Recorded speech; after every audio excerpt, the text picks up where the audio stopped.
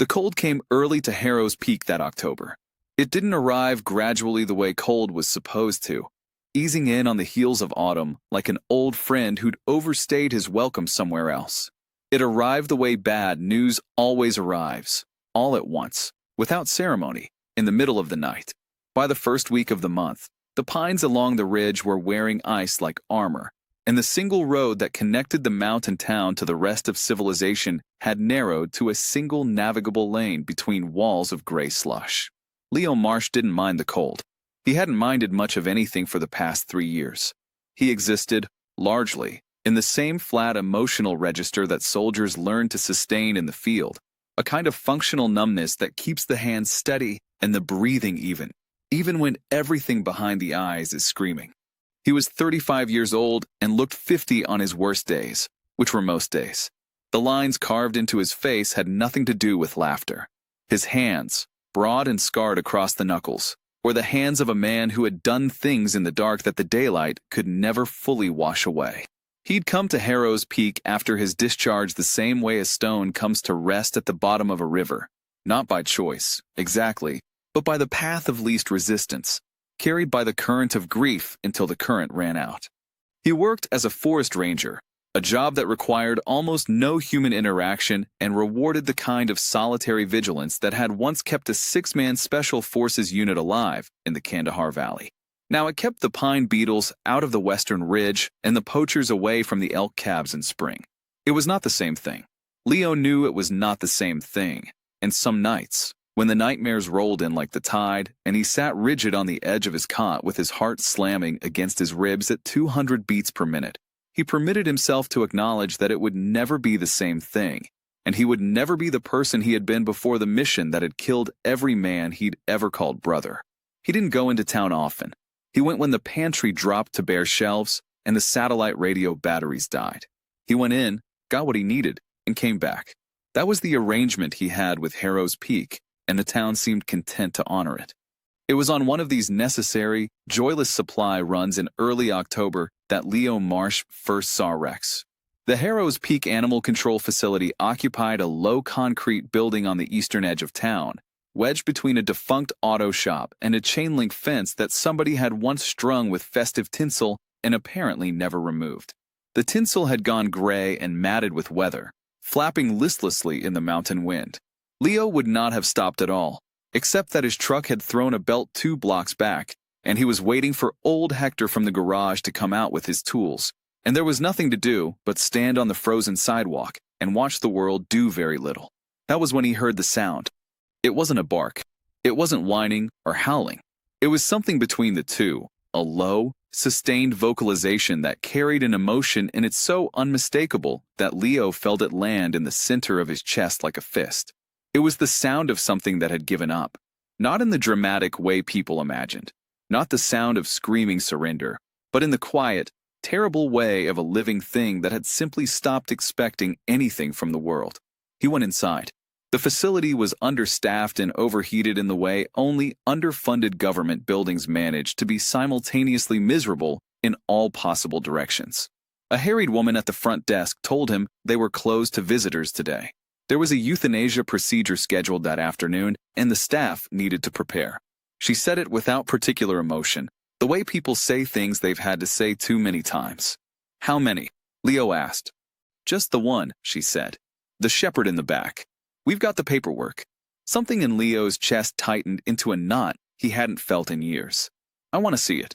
She started to refuse, then looked at his face, at the flatness of his expression that somehow conveyed more determination than any raised voice, and decided it wasn't worth the argument. She buzzed him through. The back kennels smelled of bleach and animal fear, a smell Leo recognized in some pre-verbal part of his brain as the smell of places where living things waited without hope. Most of the kennels were empty this time of year. At the far end, in the last and largest enclosure, was the dog. He was a German shepherd, probably 8 years old going on ancient. His coat was the classic black and tan of his breed, but dulled, patchy at the haunches where old scars had interrupted the growth.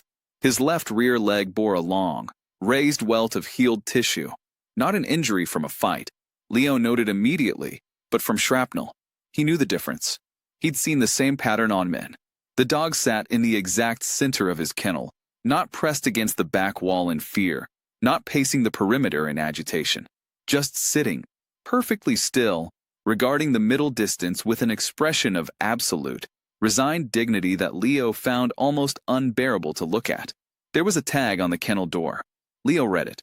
Rex, designation K9-447. U.S. Army, retired. Handler, Sergeant Daniel Owens, Kia 2021. Caution, biter. Surrendered by adopter. Court-ordered euthanasia following attack on owner. Leo stood very still and read the tag twice. Then he looked at the dog. Rex looked back at him. His eyes were amber gold, deep and watchful, and in them Leo saw something that he recognized with a shock of recognition so visceral it was almost physical pain. He saw exhaustion. He saw the particular wariness of a creature that had been hurt by the exact people it had been trained to trust. He saw the hollow behind the eyes where hope used to live before the world methodically removed all justification for it. He saw, in other words, himself. What did the owner do? He asked the woman who had followed him in at a careful distance. She hesitated. We're not really supposed to. What did the owner do to the dog? A longer pause. The intake report says the adopter was using a cattle prod on him. For training purposes, he claimed. Rex bit his arm badly enough to require stitches. She said this with the careful neutrality of someone who privately thought the adopter deserved considerably worse. The court ruled him dangerous. Leo looked at the dog for another long moment. Rex had not moved. He sat in his pool of stillness and waited for whatever was going to happen next, with the patience of a creature that had accepted that it had no say in such matters. How much to take him? Leo said. Sir, he's been court-ordered for how much? What followed was 45 minutes of forms, phone calls to a judge's clerk, a cash payment from Leo's emergency fund, the entirety of 3 months back pay he'd been hoarding with no particular plan, and a supervisor who kept saying the liability, sir, the liability, until Leo said, very quietly, that he understood all about liability, that he had signed his name to considerably more dangerous documents than a dog adoption form, and that they were going to let him take this animal. He got Rex. The dog got into Leo's truck without being coaxed, without being lifted, and without looking back at the concrete building. He sat in the passenger seat with the rigid, composed posture of a soldier in a transport vehicle, upright, watchful, giving nothing away. He didn't make a sound on the 40-minute drive up the mountain road to the cabin. The first 3 days were an armed détente. Rex ate when food was placed in front of him, slept in the corner farthest from the door, and tracked Leo's movements with a constant, cautious surveillance that never quite resolved into trust. When Leo reached toward him, Rex didn't snap, but he went very still, in the way that precedes snapping, and Leo, who had spent years reading the body language of men who might try to kill him, recognized the signal and backed off. He didn't push. He gave the dog space. He gave himself space. 2 damaged things sharing 400 square feet of pine-walled silence, each waiting to see what the other would do. On the 4th night, the storm came. It built all evening. Leo had watched it accumulating on the western horizon with the professional attention of a man who spent his winters alone on a mountain and therefore took weather personally. By 10 o'clock, the wind was screaming through the eaves of the cabin and the temperature had dropped 15 degrees in 2 hours. The pine trees on the ridge were groaning and cracking, and somewhere out in the darkness, something large, a branch or a young tree, came down with a crash like a gunshot. The sound ripped Leo out of sleep and straight into 2021. He was on the floor before he was fully conscious, his back against the wall, his hands reaching for a weapon that wasn't there, his lungs working in short, desperate cycles. The crash of the tree had become the crash of the IED, and the wind screaming through the eaves had become screaming men, and the dark interior of the cabin was the dark interior of a valley in Kandahar where 6 men who trusted him were dying one by one in the dust and the smoke. And he couldn't get to them in time. He didn't know how long it lasted. It always felt like hours. It was probably 3 minutes. What he became gradually aware of, as the present slowly reclaimed him from the past, was warmth against his left shoulder. He turned his head. Rex was there. He had crossed the entire cabin in the dark, dragging his imperfect leg, and he had settled himself beside Leo against the wall, and now his heavy, Warm head rested on Leo's shoulder with a weight that was, somehow, exactly right. Not demanding anything, not solving anything, just present. Leo's breathing slowed, his hands unclenched. Outside, the storm howled and battered and tore at the world. Inside the cabin, in the dark, a broken man and a broken dog sat together against the wall and did not say anything at all, because nothing needed to be said, because some kinds of understanding exist below the level of language, in the oldest and most reliable part of what it means to be alive. Leo lifted his hand slowly, telegraphing every centimeter of the movement, and rested it on Rex's back. Rex did not go still. Rex did not pull away. He just exhaled, a long, slow breath that moved through his whole body, and leaned, almost imperceptibly, into Leo's side. That was the beginning. Sheriff Dale Miller was the kind of man who had never needed to be good at anything, because he had always been large enough to make that irrelevant. He was 50 years old, 6 feet 3 inches, and built like a piece of equipment that had been maintained with indifference, functional, in a rough way, but with the kind of deep corrosion running through the structure that no amount of external upkeep could fully conceal. He wore his uniform the way a flag is used to cover a coffin, for appearances, not for warmth. His badge was always polished. His boots were always clean. His eyes were the color of dirty creek water, and they moved through a room the way a predator's eyes move, not seeking threats, but seeking advantages. He had been sheriff of Harrow's Peak for 11 years, and in that time, he had made himself as indispensable to the town's functioning as the power lines and considerably more dangerous to cross. He had also, in the past 4 years, made himself extraordinarily wealthy for a county sheriff with a publicly recorded salary of $62,000 annually. His house was the largest in the valley. His vehicle was a personal truck, not county issue, with custom modifications that a man of his salary had no business affording. He vacationed in Mexico twice a year. He had 3 cellular phones. None of this had ever been formally investigated. None of this had ever prompted a single official inquiry. Harrow's Peak was small, isolated, and possessed of the particular institutional amnesia that takes root in places where the person with the gun and the badge are the same person, and the nearest federal oversight is 3 hours away on a clear road. Leo had been in town for 6 weeks when he first encountered Miller directly. He had heard things about the man, the way you hear things about a weather system, not as news exactly, but as a constant atmospheric pressure that shapes the mood of everyone in the surrounding area. He'd heard from Hector the mechanic that Miller had closed down a bar whose owner had refused to pay for unofficial security arrangements. He'd heard from the woman who ran the post office that 2 summers ago, a hiker had reported seeing something strange near the Old Mine Road at the north end of the mountain, and Miller had personally driven out to take the report, and the hiker had left town the next morning without checking out of the motel. He filed these things away in the part of his mind that was still, regardless of everything else, a soldier's mind. Assessed, categorized, noted. The direct encounter came on a Wednesday morning in November. Leo had driven in for supplies, Rex riding in the passenger seat with his customary composed watchfulness. He parked on Main Street and was loading bags into the truck bed when he heard the sound from the alley beside the hardware store.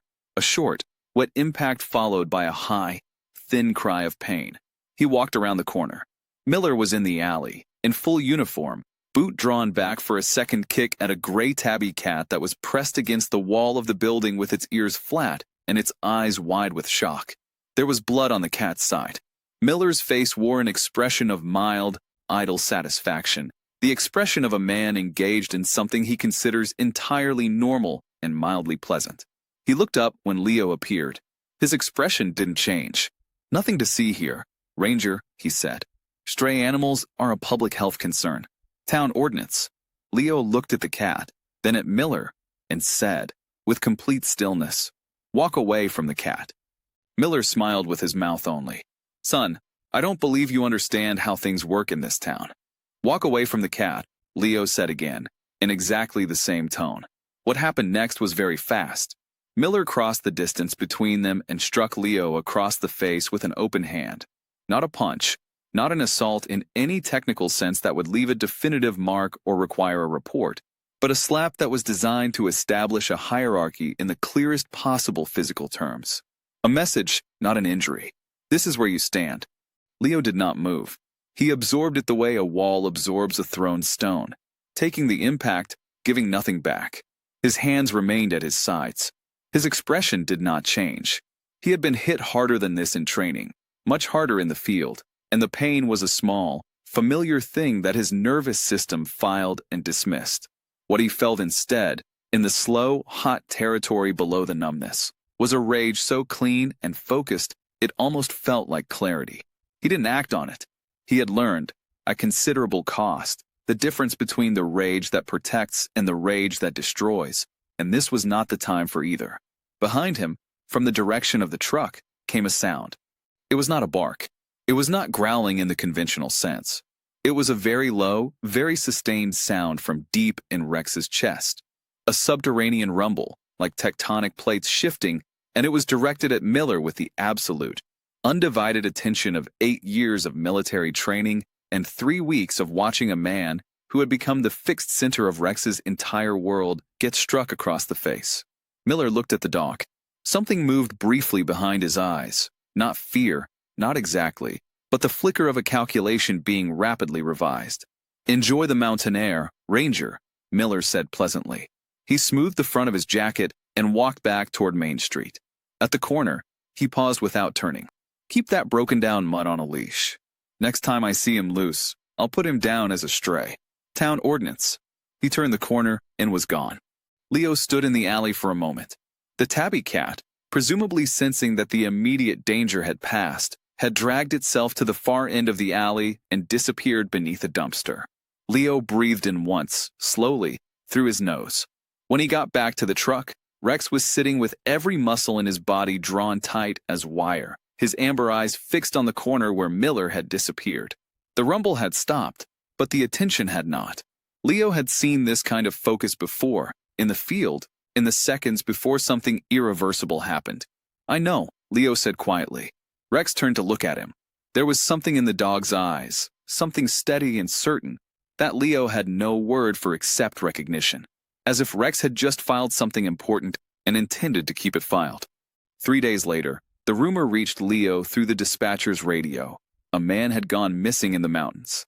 A solo hiker registered at the trailhead who had not returned to his vehicle on the scheduled date. The trail led up through the north face, near the old mine road. Miller gave a brief statement on the local frequency. Weather conditions were making a search inadvisable, he said. The man had probably sheltered in one of the backcountry huts and would walk out when the storm broke. No cause for alarm. Leo listened to this and said nothing. He filed it alongside everything else. The storm that had been building in the west arrived 2 days later with the particular savagery of a November system that had crossed 1,000 miles of open country with nothing to slow it down. It arrived at noon on a Friday, and by 3 o'clock, the world above 4,000 feet had ceased to exist. The avalanche came down the north face at 6:47 a.m. on Saturday. Leo heard it from the cabin, a sound like a continent clearing its throat, a deep and rolling percussion that traveled through the ground before it traveled through the air, so that he felt it in his feet a half-second before it reached his ears. He was already at the window when the white wall came down, a slow-motion catastrophe that was somehow both majestic and absolutely merciless, rewriting the geography of the mountain in 15 seconds. Rex was at his side, ears forward, body tense. The roar of it triggered his physiological alarm system. Leo saw the dog's tail drop, saw the slight flattening of the ears, but Rex did not retreat. He stood and watched and waited. The emergency radio came to life 20 minutes later. All available personnel were to report to the North Face staging area. Search and rescue operation, potential casualties, all hands required. Leo went. He didn't have a choice. He was the only trained ranger within 15 miles. The staging area was a flat section of the forestry road that the snowplows had cleared 2 days prior, and that was now rapidly losing ground again to the fresh fall. 8 men and 2 women stood in the gray morning light, their breath making clouds. Miller was there, immaculate in his uniform despite the conditions, his expression projecting the careful performance of a concerned public servant. The search lasted 4 hours. 4 hours of probing the debris field with avalanche poles, of calling out into the compressed silence of the snowpack, of running the single avalanche dog the county possessed. a young lab named Kasha who was good but not seasoned, back and forth across the debris zone. The electronic transceivers beeped their useless Morse code into the frozen air. The thermal imaging drone that the county had purchased 3 years ago and nobody had properly maintained failed to achieve flight in the wind conditions. At the 2-hour mark, Leo noticed something. Miller was conducting the search in a way that covered a great deal of ground very efficiently, while consistently redirecting away from a specific section of the debris field, a deep run-out channel on the eastern edge where the snow had piled into a compacted wall 12 feet high at its deepest point. Every time one of the searchers drifted toward it, Miller had a reason to redirect them elsewhere. The structural instability over there, the secondary avalanche risk. We need to focus on the primary zone. Leo noted this. Filed it. At just past 11 o'clock, Miller called the search. Equipment's failing in this temperature, he announced. Thermal signatures negative, transceiver contact negative, dog hasn't alerted. The window for survival burial is closing. We're calling it. He delivered this with the practiced gravity of a man who has given bad news in public many times and knows exactly how it plays. Anyone with family of the victim, the county extends its deepest. Rex had been on a long lead beside Leo throughout the search, working the debris field with a focused, methodical attention that had not wavered in 4 hours. He had not alerted. Not the conventional, trained alert of a search dog, the sit and bark, but he had also not gone anywhere near the primary debris zone that Kasha had exhausted. He had been pulling, consistently and steadily, toward the deep run-out channel on the east. Leo had been letting him work. When Miller announced the end of the search and the other searchers began the cold, exhausted process of retreating to their vehicles, Leo loosened his grip on Rex's lead. Not all the way. Loosened it. Enough. Rex noticed immediately. He took 3 steps toward the eastern channel. Then he looked back at Leo over his shoulder, and Leo saw in that look everything that needed to be said. I know it's there.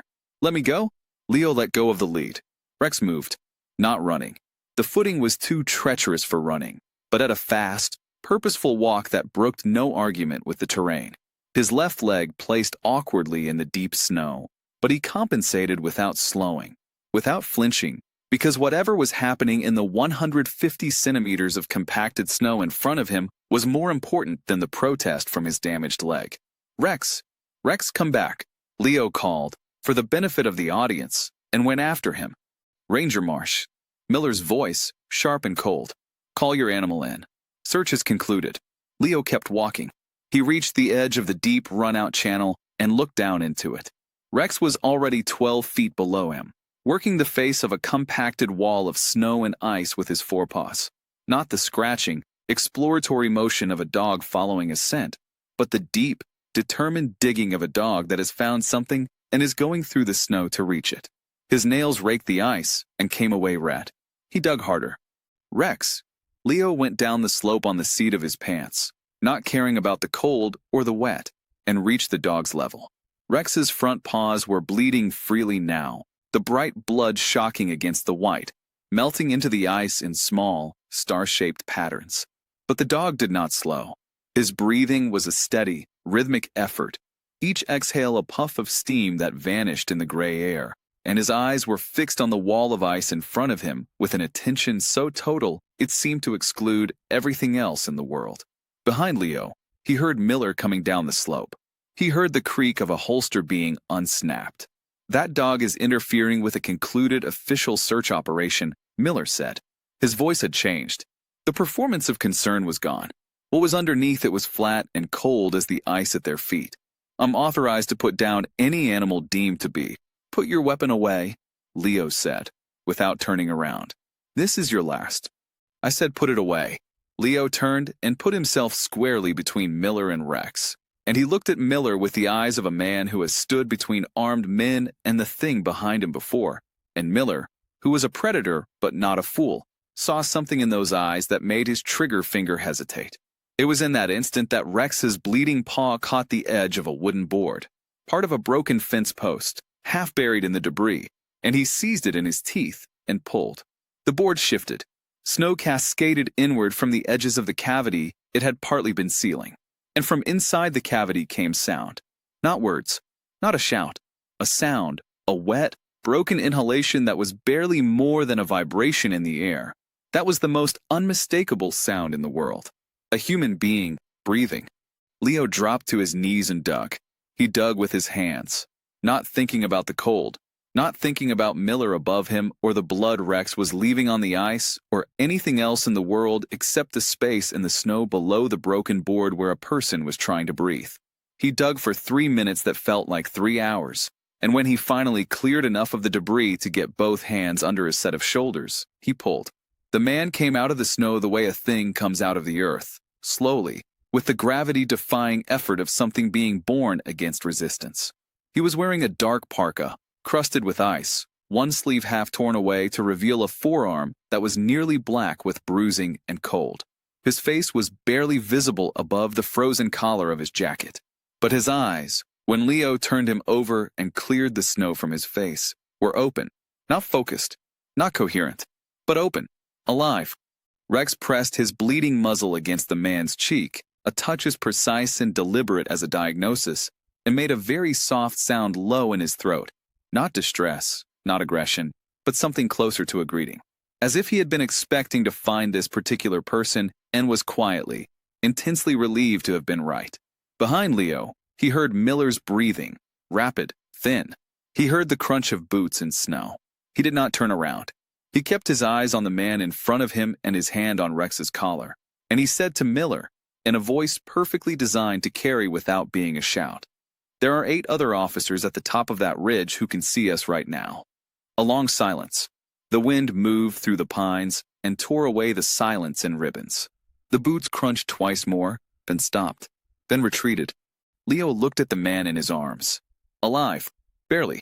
He looked at Rex, who had planted himself in the snow and was panting, blood from his paws already congealing in the cold, and whose amber eyes were moving between the man and Leo with a steady, patient back and forth that said everything words could not. "I found him. Now you take it from here." "Good boy," Leo said, and his voice broke, just slightly, on the second word. He cleared his throat. "Good boy, Rex." The cabin was 40 minutes up the mountain road from the run-out channel, and getting there with an unconscious man in the back of a truck while managing Rex's bleeding paws was a problem that Leo solved the way he solved all problems, methodically, in order of urgency, without wasted motion. He got Rex's paws wrapped with strips of his own undershirt. He got the man, still unconscious, breathing shallow but regular, secured in the truck bed with 2 emergency blankets and a sleeping bag. He got moving. He did not attempt to reach the county medical services on the radio. He reached his dispatcher, a 60-year-old woman named Patricia who had worked the forestry frequency for 22 years and who possessed, Leo had determined, both perfect discretion and a deep institutional distrust of Miller that she had never formally articulated, but that was audible in the particular way she said the man's name. "Patricia, I've got a hypothermia case, civilian, coming to my location for immediate warming treatment. I'll update on condition when I'm able." "Copy that, Ranger Marsh," Patricia said, and there was a careful neutrality in her voice that told Leo she understood perfectly well that this was not a standard situation and that she would not be filing an update with the sheriff's office. He got the man inside. He got him onto the bunk nearest the wood stove, which he stoked to its maximum output until the small cabin filled with the amber light and crackling breath of serious heat. He stripped the ice-crusted parka and performed a triage that would have made his old field medic proud. No penetrating injuries, no apparent bone fractures, but bruising across the ribs and left side of the face that was inconsistent with avalanche trauma. These bruises were old enough to have begun yellowing at the edges. They predated the avalanche. Someone had beaten this man before putting him in the snow. Rex settled himself beside the bunk without being instructed to do so, his bandaged paws tucked beneath his chest, his eyes never leaving the man's face. Occasionally he would lean forward and rest his chin on the edge of the mattress, a gesture so gentle and watchful it was almost clinical. At one point, the man's breathing went shallow and irregular, and Rex pressed his muzzle against the man's hand with enough pressure to restore him to consciousness for a few seconds, his eyes opening into unfocused confusion before sliding closed again. He fully woke at just after 4 in the afternoon. His name was David Chun. He was 40 years old. He did not tell Leo this immediately, The first 20 minutes of his waking were consumed by the animal imperatives of warmth, water, and the recalibration of a body that had spent at least 20 hours compressed in a pocket of frozen darkness. Leo fed him hot broth, kept Rex back from the bunk to prevent him from applying his full enthusiastic weight to a man with cracked ribs, and waited. When David finally spoke in full sentences, it was not about the Avalanche. "The sheriff," he said. His voice was still rough, abraded. "Is he looking for me?" Leo set down the mug. "Yes," he said, "though not in the way you mean." David looked at him for a long time. Then he looked at Rex, who had crept back to the edge of the bunk during this exchange and was regarding David with those deep amber eyes. Something in David's face changed, some decision being made, or perhaps some resistance being relinquished. "I'm not a hiker," he said. "I know," Leo said. David reached inside his shirt. The motion was careful, painful, involving a set of ribs that were clearly screaming at the effort. From a flat pocket sewn into the inner lining of a garment that had clearly been designed for exactly this kind of storage, he withdrew a USB drive sealed inside a small waterproof case no larger than a matchbox. He placed it on the blanket beside him. "Federal Investigative Unit," he said. "Organized Crime and Trafficking, Northern District. 18 months undercover. Miller has been running modified recreational vehicles through the mountain pass, modified specifically to conceal cargo compartments. The cargo is a mixture of controlled narcotics and, in 3 confirmed instances over the past year, human beings." He paused, collected himself. "The buyers are on the other side of the border. The sellers are connected to a network that operates through 4 states. Miller provides safe passage through the mountain corridor and receives payment in cash and kind." The fire crackled. Wind tapped at the shuttered windows. "He found out," David continued. "I don't know exactly how. 3 days ago, he invited me to look at something at the old mining facility on the north approach. I went. They were waiting. When I woke up, I was in the snow." His hands tightened on the blanket. "The Avalanche covered me before they could confirm I was dead." "Lucky," Leo said. "Rex was luckier," David said. He was looking at the dog as he said it, and there was something in his voice, a recognition, raw and unguarded, that Leo recognized as the sound of a person confronting the exact dimensions of how close they came to not existing anymore. If he hadn't, he stopped. Rex placed his chin on David's hand, slowly, with the air of someone performing a very important medical procedure. David's breath hitched. He looked down at the dog. "I have a daughter," he said. "Her name is Amy. She's 7.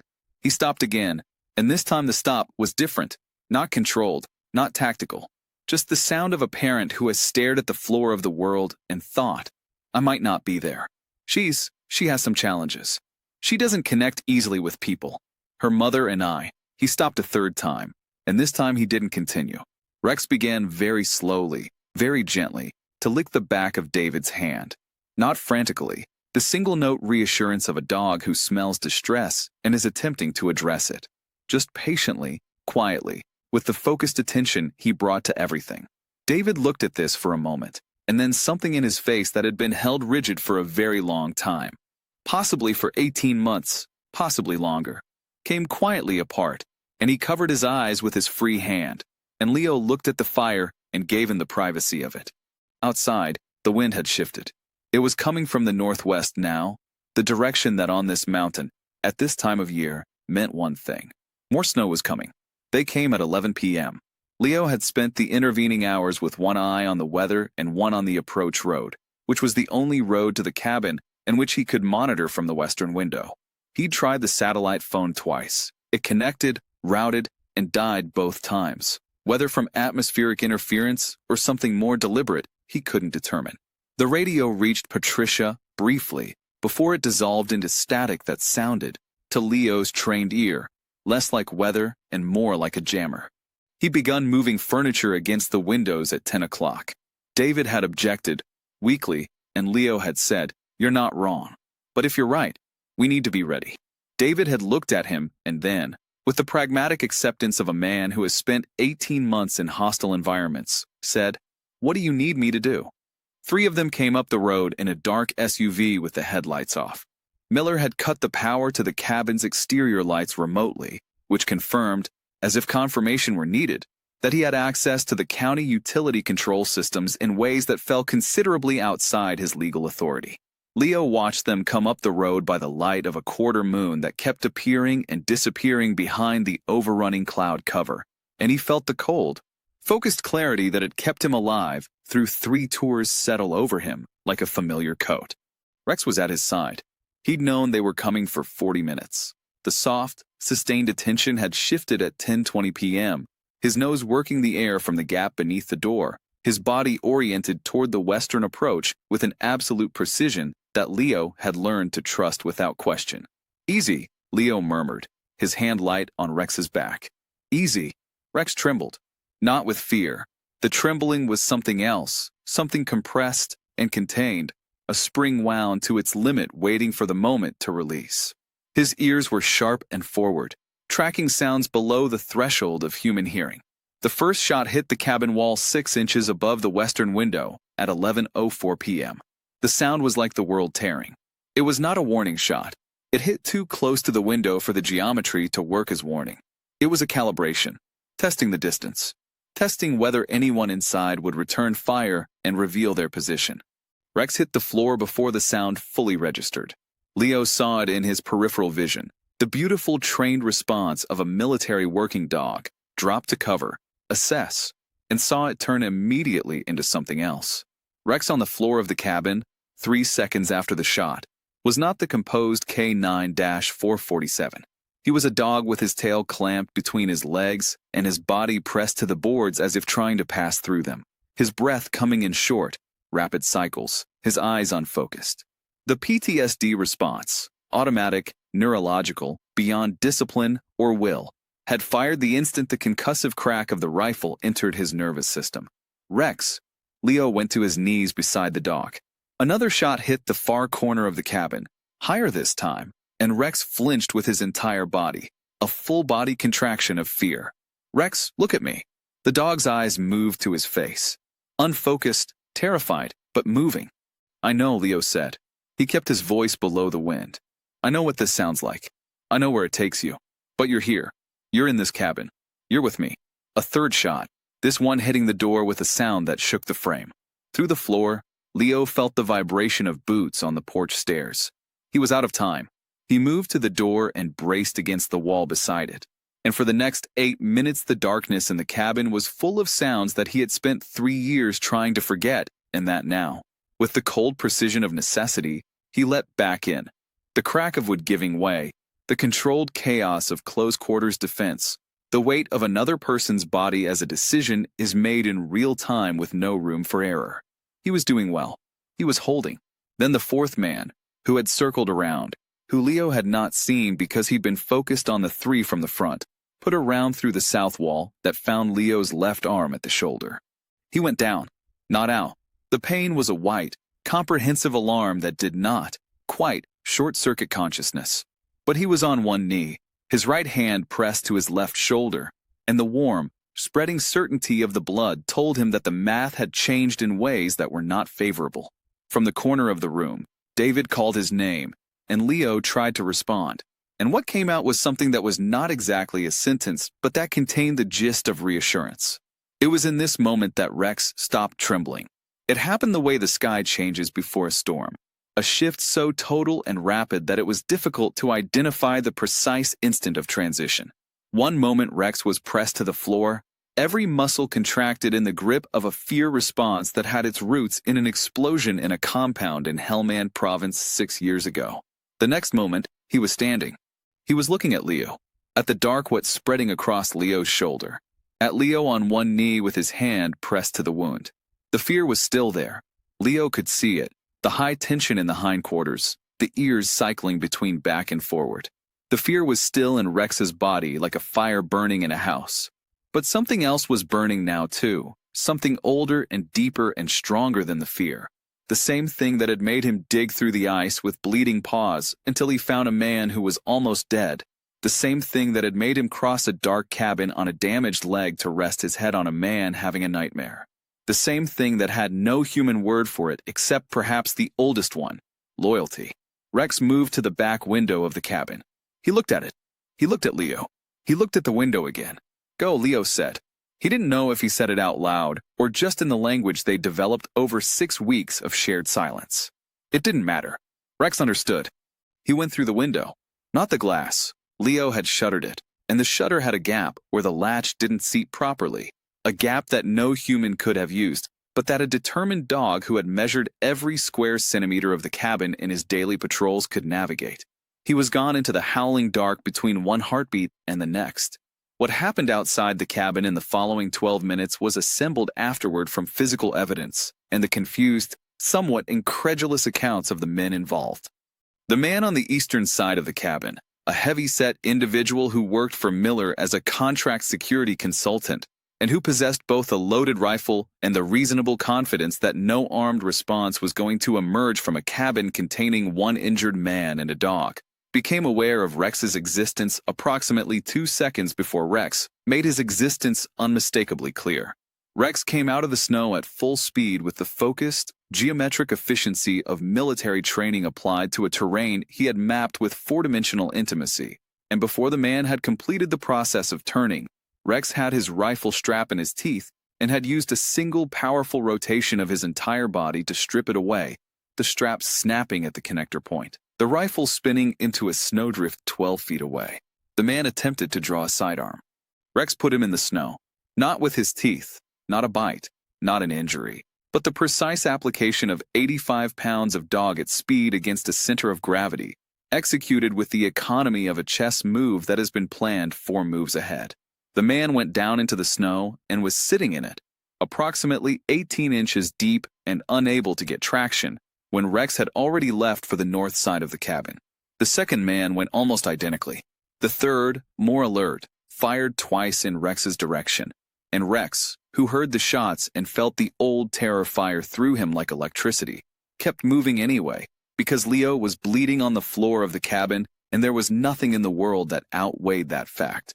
The third man's weapon followed the rifle strap of the first into a snowdrift, and the third man joined the second in the snow. 3 armed men. 3 disarmed men. 12 minutes. 0 casualties. Rex came back to the south window and pressed his nose to the gap in the shutter, and a sound came out of him that Leo, leaning against the wall with his hand on his shoulder, recognized. It was the sound Rex made when he completed a track, when he had followed a scent to its conclusion. The sound of a job finished. That left Miller. Miller came through the cabin door at 12:09 a.m.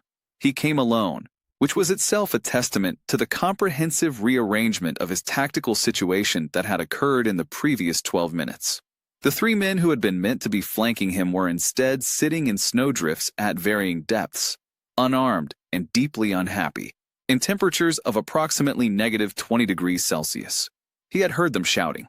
He had also heard, from the darkness between the shouting, the sounds that a large dog makes when it is moving fast through deep snow toward a purpose it has decided is non-negotiable. He came through the door because there was nothing else left to do.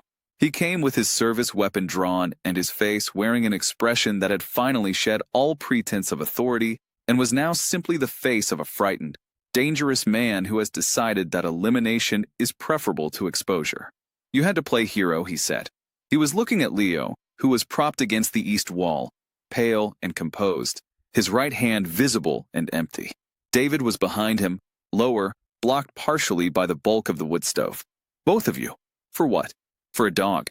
He moved into the cabin, clearing the sight lines the way he'd been trained to do 20 years ago before the training had atrophied and the brutality had filled the space where skill used to be.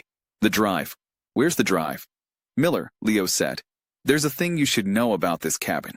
Miller moved the muzzle of his weapon 6 inches to the left. "Where?" "Is the skylight opened." It was not a proper skylight. It was a section of the roof above the sleeping loft that Leo had cut out during his first summer in the cabin because the cross ventilation was insufficient and that he'd replaced with a hinge panel secured by a hook-and-eye latch that he reached with a 3-foot pole. This panel was now approximately 60 centimeters open, letting in a rectangle of dark and cold mountain air. Rex came through it like a judgment. He hit the floor of the loft, cleared the loft railing in a single arc that was both terrible and graceful, and landed on Miller with the full commitment of 85 pounds traveling at a velocity that Miller, who had his attention directed entirely at the 2 men in front of him, had no time to process or counter. He went down hard, the handgun spinning across the floorboards, his head snapping back against the wood, and before he had recovered enough orientation to do anything about it, Rex had his wrist, not breaking it. The grip was precise, controlling, the specific trained bite of a dog who has been taught that containment is the purpose, not damage. Enough pressure to make movement not merely inadvisable, but genuinely impossible. Miller screamed. It was a high, thin sound that was completely incongruous with everything he had been for 11 years, with the uniform, the badge, the practiced authority, the casual brutality. In the grip of 85 pounds of focused, implacable military dog, with the amber eyes 2 inches from his face, Dale Miller made the sound of a man who has spent a decade hurting things smaller than himself and is now confronting the exact arithmetic of that decision. He did not attempt to be brave. He did not attempt to resist. He wept. Rex held him. Rex did not move. Rex did not respond to the weeping or the shouting or the pleas that became, as the minutes passed, increasingly incoherent. He simply held the wrist, looked at Miller with those deep, unhurried eyes, and waited for Leo to tell him the job was done. David, moving carefully around the wood stove with his ribs sending protests he ignored, retrieved the handgun and placed it on the high shelf above the door. He then, with some pain, reached into his shirt and keyed the device he had placed on transmit 72 hours earlier. The dead man's switch timer, that was his backup plan's backup plan. The final contingency he programmed before going into the mine road. The one that sent a 6-second encoded emergency burst to a satellite relay connected to his department's emergency response coordinator. He had set it for 72 hours.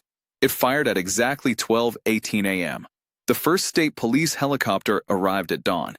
The light came up gray and silver over the ridge, and in its cold clarity, 6 officers descended on the mountain. They found 3 disarmed men sitting in snowdrifts, hypothermic but alive and thoroughly subdued.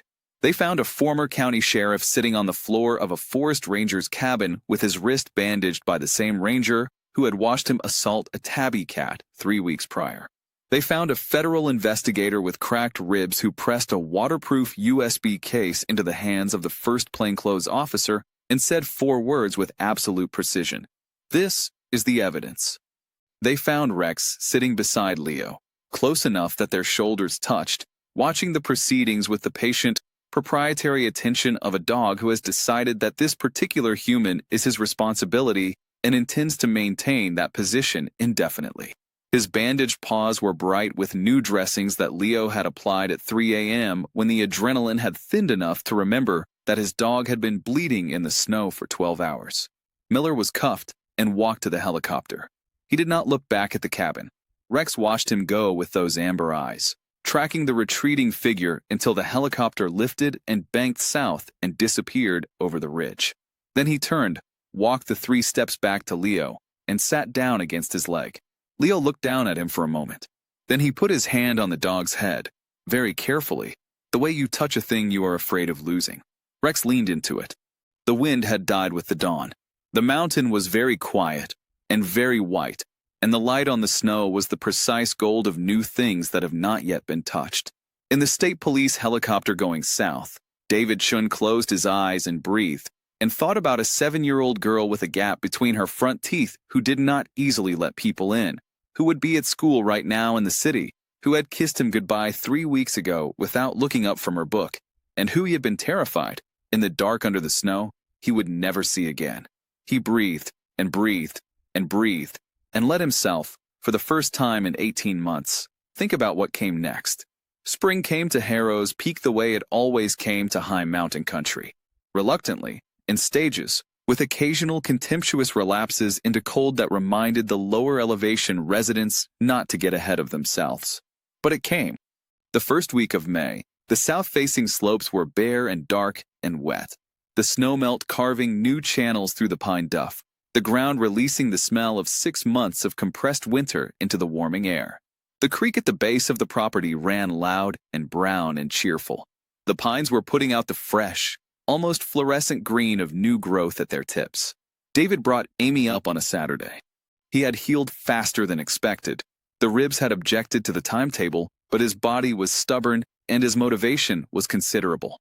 The corruption case had consumed the intervening months in ways he would not discuss in detail, though Leo had gathered, from fragments of news carried up the mountain on the radio, that the scope of what the USB drive contained had proved considerably larger than one sheriff in one mountain county. There had been federal filings in 4 states. There had been a congressional briefing. The mine road north of Harrow's Peak had been sealed with crime scene tape that would not come down until summer. David had called the cabin twice during the winter. Both calls had been brief. He was a careful man with information, a habit that 18 months undercover had calcified into reflex. But in both calls, he had asked about Rex. How are his paws? Is the leg giving him trouble in the cold? Does he eat well? Leo had answered all of these questions with the careful detail they deserved, because he understood what they were really asking, which was, is the dog all right? The dog who held his head up in the dark under the snow. The dog whose breath he had felt on his face in the first seconds of consciousness. The dog he had thought, in the feverish hours of warming in the cabin, was a very strange and specific kind of miracle. Amy was small for 7, with a serious face and dark eyes that moved across her environment in a careful, cataloging way of a person who is assembling a complete picture before committing to any piece of it. She wore a yellow jacket and red boots, and she held David's hand without looking at it, her eyes moving across the cabin, the trees, the mountain, the creek, and finally settling on Rex, who was sitting on the porch in the May sun with the dignified composure of a dog who has earned his rest. David had prepared Leo for this. She doesn't often make first contact. She observes for a long time. Don't read it as discomfort. It's just how she processes. Amy stood at the bottom of the porch steps and looked at Rex for approximately 2 minutes. Rex looked back at her. He was completely still, not the stillness of wariness, but the stillness of a creature that has been around long enough to understand that some things cannot be hurried and that patience is not the same as passivity. He breathed. He waited. His amber eyes moved over the small girl with the serious face and the red boots in the way they moved over everything he judged important, with complete, unhurried attention. Amy let go of her father's hand. She walked up the porch steps, one at a time, and stopped in front of Rex. She studied his face.